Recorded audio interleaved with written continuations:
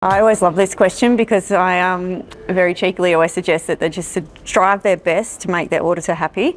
But it's some practical tips, just retaining that information. And even if you think, oh, I know I've got it, I know the auditor will need this, you put it in that box and you inevitably forget where that box is. The auditor is not going to be unhappy with you if you send it to the auditor when you've got it. I know I do that for my auditor. I've admitted my older children into my super fund once they've turned the age where they started to get SG.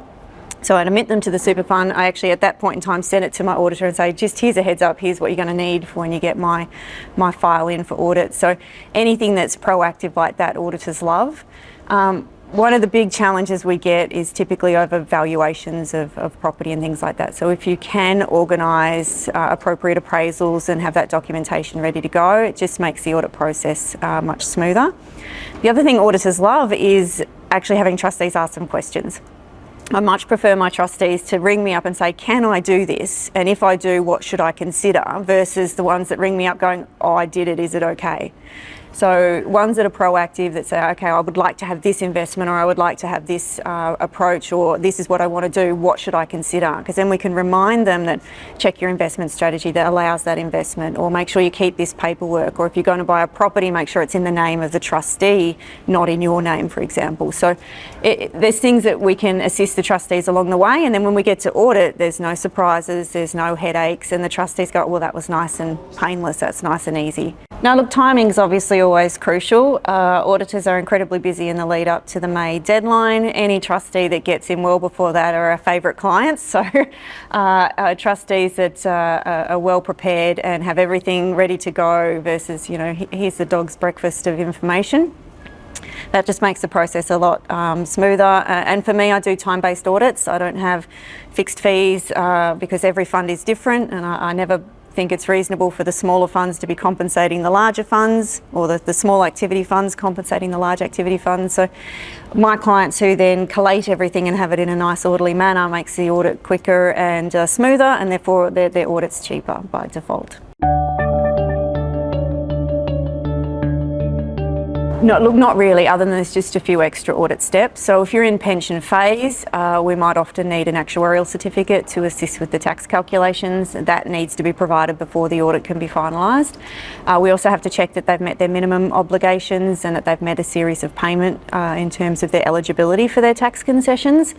The one area that I see pension funds not tripping up on, but they could be a little more streamlined doing it, is the partial commutation requests. So if you've got a member in pension mode, they only want to take out the absolute minimum, obviously for cap reasons. If they take out a little bit extra, you can have a partial commutation of your pension account. If they don't have the paperwork in place, it's not a partial commutation. It's not considered a lump sum payment. So they've got to get that paperwork in place at the time.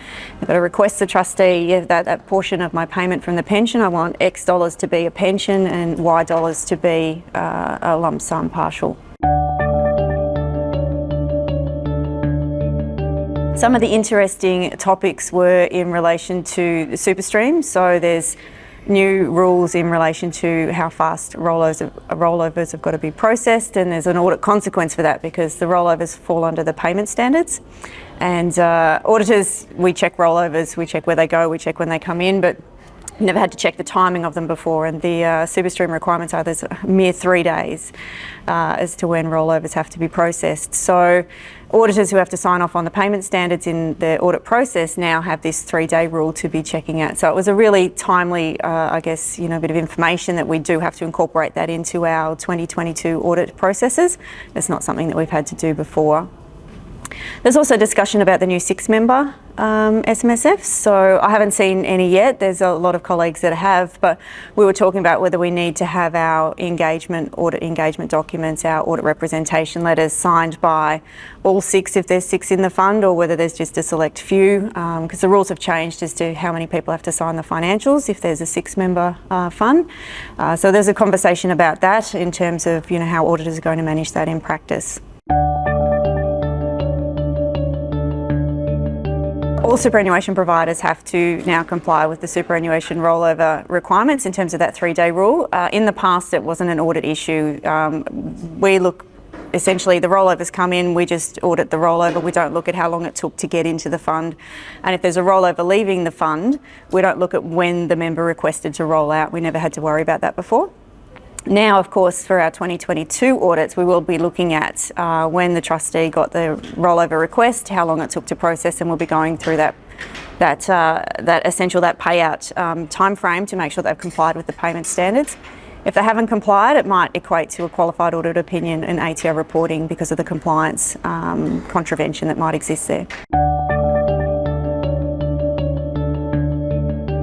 Yes, okay, so I'm very happy that that appears to be well and truly dead and buried. I was a very loud advocate for not wanting the 3-year audit cycle. I appreciate that some trustees might have thought, oh, this is good because I don't have to engage an auditor each and every year, but in practice we have a lot of clients that are very late in getting their work done, and so we might be doing 3, 4, 5, possibly 10 years audits in one hit, and they're always problematic. It's challenging enough to have clients contain and retain the information for the 1 year.